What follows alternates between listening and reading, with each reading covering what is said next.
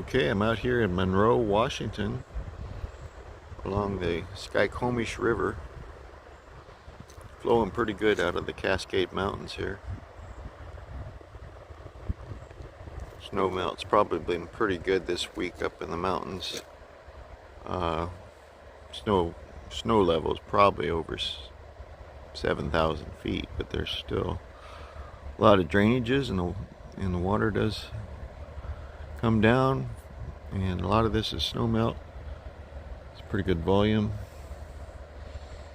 This flows into the Snoqualmie River downstream here about a mile or mile and a half, where the confluence of the Snohomish River, actually the confluence of the Skycomish River and the Snoqualmie River become the Snohomish River and flow several miles down through the valleys and farmlands into Puget Sound near Everett, Washington.